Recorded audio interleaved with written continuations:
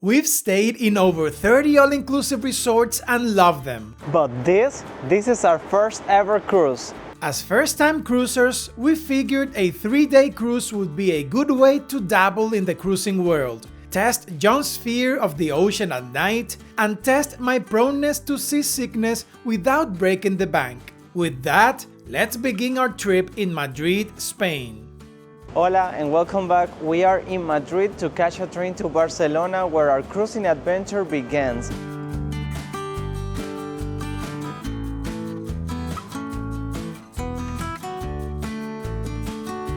"385 miles later, we arrived at Barcelona's cruise port, and a short bus ride later, we first saw our ship, the Costa Fascinosa. After a quick security check and document inspection, we received our room keys. From the gangway, we had a closer look at our home for the next 40 hours. The Costa Fascinosa stands at 951 feet in length with a capacity of 3,780 passengers. Our first glimpse of the ship's atrium was majestic and especially impressive for someone's first time inside a cruise ship. Our first stop must be our cabin, which is almost midship, one deck below us.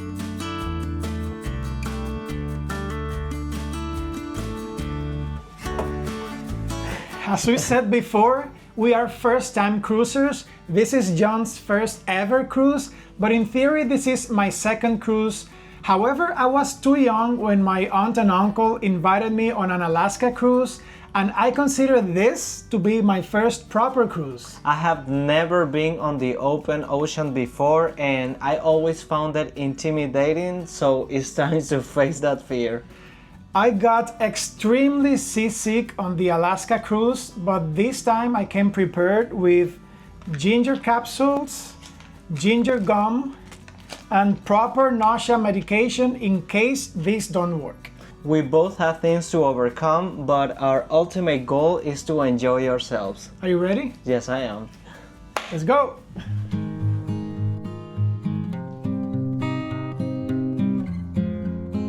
Sail away is just a few hours away. Soon, we'll be leaving Barcelona and setting a course for Savona, Italy, with a stop in Marseille, France tomorrow morning. We're cruising on the Costa Fascinosa, a Concordia-class ship with a crew of 1,100. The ship's design is inspired by the world of theater, opera, and cinema, giving it a touch of classic elegance throughout. On board, there's no shortage of things to explore. 4 pools, 5 hot tubs, a casino, 6 restaurants, 12 bars, water slides, and much more. We'll take you along as we experience it all, sharing every moment of our cruise adventure aboard the Fascinosa. And what better way to start an adventure than with a good meal? We took the crystal elevators up to Deck 9, where Tulipa Nonero, the buffet restaurant, is located.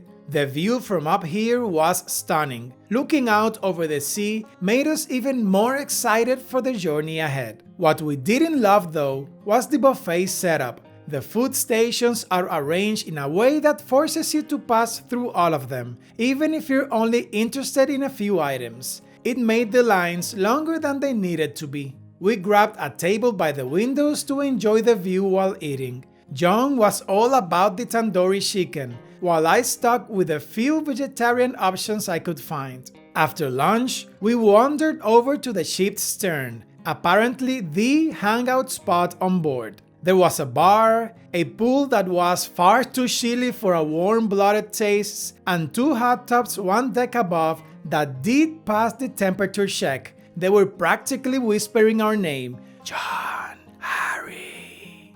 Next, we set our sights on the ice cream shop on Deck 5. On the way, we passed through the casino before arriving at the suite destination, only to discover ice cream wasn't included. It turns out that we'd had wildly optimistic ideas about what our cruise fare covered. The pizzeria, not included. The sushi spot, nope. The street food spot, also nope. A trail of unfulfilled snacking dreams. Luckily, the whimsical confetti-patterned floor distracted us from our dessert disappointment, and we pivoted to coffee at the Topkapi Grand Bar next door. 2 latte macchiatos, or cafés con leches in Spanish, later, all was right in the world again. We returned to our cabin to grab our life jackets and go to the theater for the safety instructions. Luckily, we figured out we could do the safety briefing on the Costa app and briefly report to our muster station instead. Please pay attention. I'm not ashamed to admit that until now, I thought it was Mustard Station.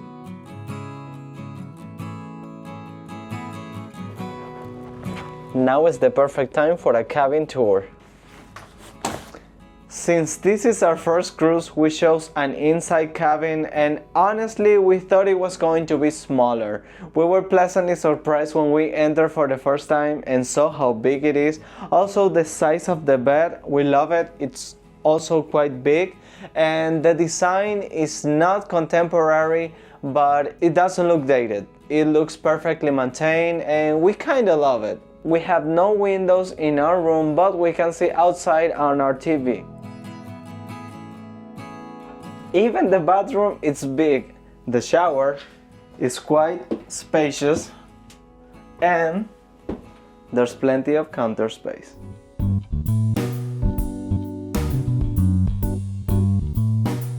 There's plenty of storage space. The second reason why we chose an inside cabin is because we're not planning to spend much time in it, so let's go outside.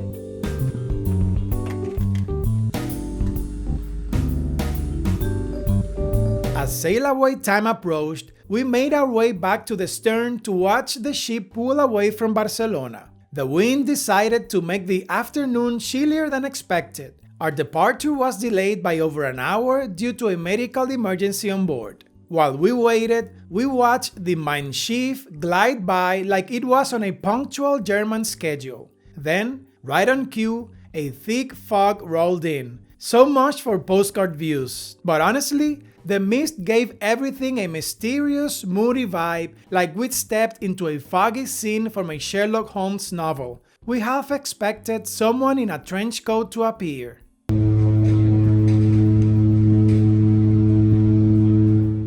With the early morning travel catching up to us, it was time for a much-needed nap. And now it's time for dinner. We booked the second shift for dinner at 9:30, and we're now going up to deck 3 for the Ottomet restaurant. We're super hungry. Yeah, I'm starving. Let's go. When we arrived at the restaurant, we were shown to our table and quickly found ourselves in good company, chatting with fellow guests from Venezuela, Peru, and Brazil. Instant cruise friends? Check.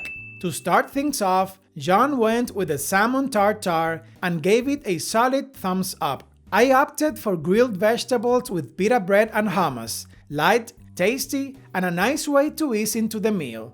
For our first course, I had the gratin gnocchi, which were as comforting and cheesy as you'd hope. John chose the linguine frutti di mare, a flavorful dish, though he wouldn't have minded a bit more seafood in there. When it came to the main course, we kept it balanced. Zucchini bites for me, and a hearty stewed beef with potato puree for John. Both hit the spot. Dessert was a bit of a mixed bag. A cake that leaned toward the dry side, but redeemed by a rich chocolatey creation called Bon Bon that more than made up for it. So now that dinner's over, what did you think about dinner?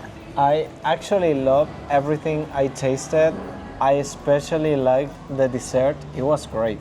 My only complaint was that my entree or my starter was cold. It was grilled vegetables, and it was in the freezer or outside. Yeah, that it was wasn't stone supposed cold. to be cold. So that wasn't good, but the rest of my food was also great. And how did you feel about sharing a table? I really like it because that way you get to know people, and actually the people we met tonight, they were really nice. Yes, I knew we were sharing a table, but you didn't. I didn't. I was surprised when we got to the restaurant and the waiter told us, yeah, you need to sit here. I was like, what? Are we sharing a table? But I actually liked it. When it comes to your first day on a cruise, what did surprise you or you found interesting? For me, it is so strange that we are in an actual ship, but when you're inside, you don't feel like you're in it. You feel like you're in a building or a shopping mall. It is so strange, but I really like it. I mean, the only thing I didn't like that much is we used to go to all-inclusives and there you can eat whatever you want. Here, there's a lot of restaurants that are not included, but that's the only thing I didn't. Yeah, but I think that depends on the cruise company, on the ship, on the route. It's not everything like this. This is our first cruise, so I basically don't know, but watching videos, I believe it depends on the company. Some companies include more things than others, and this one apparently doesn't include many things. Yeah.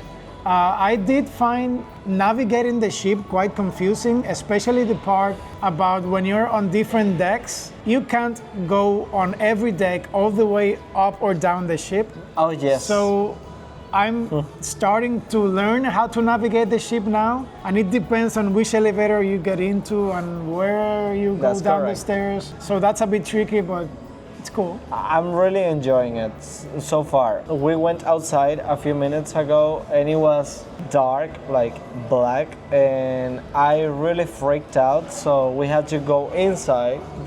It's so scary. You want to go to the 80s, 90s, 70s part? I believe it's 60s, 70s, and 80s. I think it's 70s, 80s, 90s. Oh, the ship is moving. Let's see who wins. Yeah, okay. Let's go.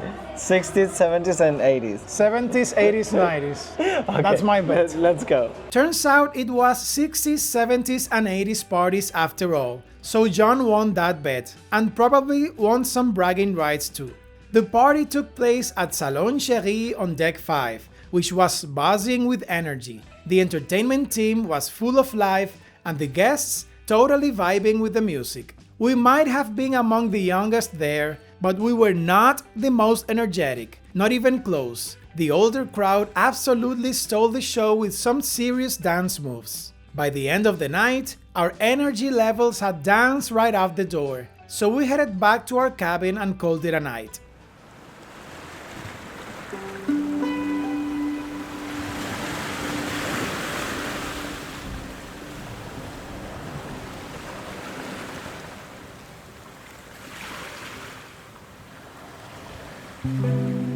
Good morning from Marseille, France. Ari is quite tired, he is still sleeping, but I need my coffee and some water, so join me for a solo coffee.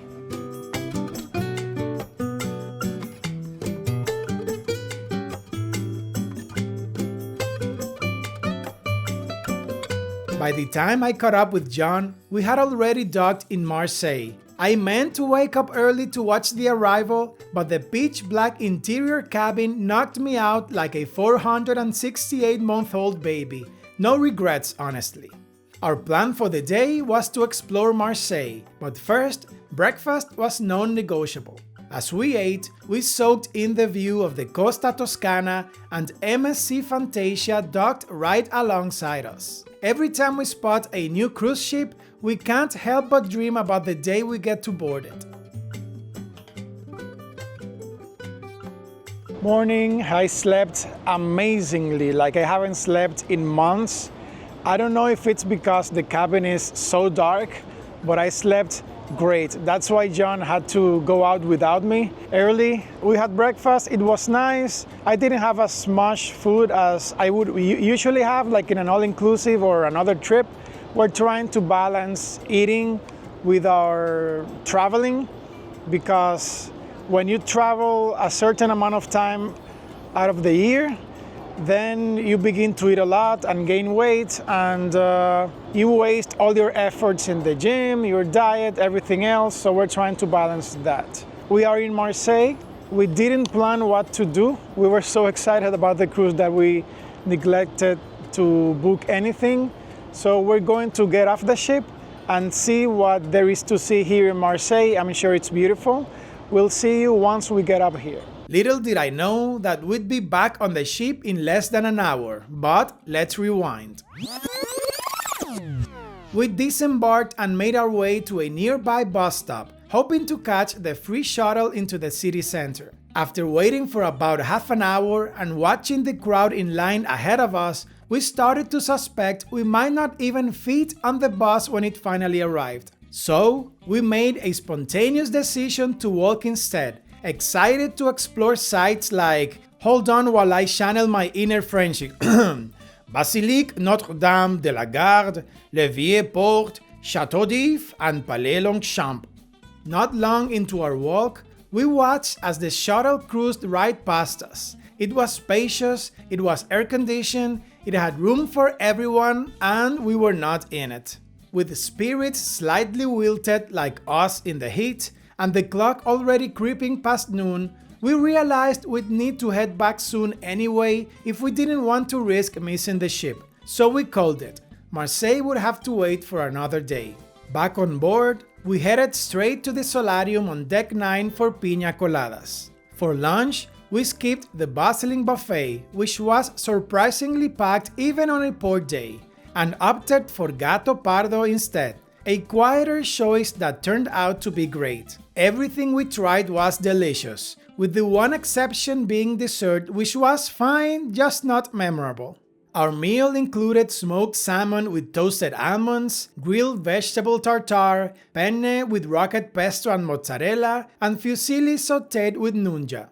After lunch, we wandered up to deck 10 to soak up the sun. It was the kind of afternoon made for a lounge chair and a slow gaze across the French coastline. We FaceTimed our parents, turning a beautiful view into an even more special memory. When we started to sweat, we went to Topkapi Bar on deck 5 for a music trivia game. We walked in feeling pretty confident, trivia pros in our own minds. That confidence slowly unraveled as each round went by. Still, even though our answers ranged from creative to comically off, we had a blast laughing at ourselves and embracing the chaos.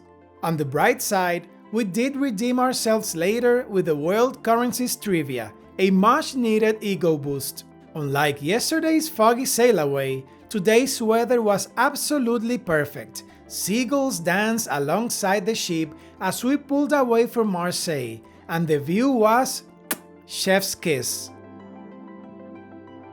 Now, as you know, we're booked for the second dinner sitting, but our stomachs didn't get the memo, so we waited somewhat impatiently for the buffet to open at 7. What was supposed to be a light snack before dinner quickly escalated into something more. We're trying to balance eating. Since our dinner schedule meant we'd miss the late-night theater shows, we made it to the 7:30 performance instead. The show was called Talia Alexis, The Music in Me, and whoa, she absolutely owned the stage. The song choices suited her voice perfectly, and we were genuinely blown away. Wanting a little downtime before dinner, we headed back to our cabin. One of our favorite travel quirks is watching whatever strange reality TV we stumble upon, and this time it was a pair of cooking nuns who somehow seemed to be always on, and honestly, we were hooked. Si sta in cucina, non si è mai soli. After a quick dapper up session, we went to Ottomet, heading straight for the same table as the night before. We were so happy to find all our new friends already there, holding off on ordering until we arrived. Such a thoughtful gesture. Tonight's menu featured a tasty mix: meat-stuffed ravioli with tomato sauce and pesto, slow-roasted veal with potatoes, crispy spring rolls, and a rich dark chocolate cake for dessert. The food and the conversation were even better than the night before. We stayed chatting and laughing until the restaurant was nearly empty. As you can see, John is doing really well regarding his fear of the ocean. More or less. He says the black part is the one that gets him. I just need to look at the white part as the foam? Yeah, the foam, and I'm okay. Yeah. For me, I have not gotten seasick. I know it depends on the trip, the ocean, but on this one, I've gotten the ginger pills in the morning and I have not felt seasick at all, so I'd call that a total win. So I believe the mission we first started with, Yes, facing your fear and me not getting seasick, was accomplished. that's good. Yes. Let's go inside. Yeah, it's really cold actually. Back inside, the atrium was alive with music and dancing, a vibrant party that made it hard to walk by without joining in. But with an early 8 a.m. cabin checkout looming over us, we only stayed for a few songs before calling it a night. On our way back, we were oddly excited to catch another episode of our favorite surprise travel obsession, the Cooking Nuns. Sadly, no sisters in the kitchen tonight. But not to worry, we were blessed instead with cooking fryers, which honestly felt like the next best thing. With the soothing sounds of culinary monks in the background, we drifted off to sleep as the ship gently carried us toward our final port, Savona, Italy. Thank you for coming along on this cruise adventure of many more to come. In the meantime, join us on this video, YouTube Things You Love.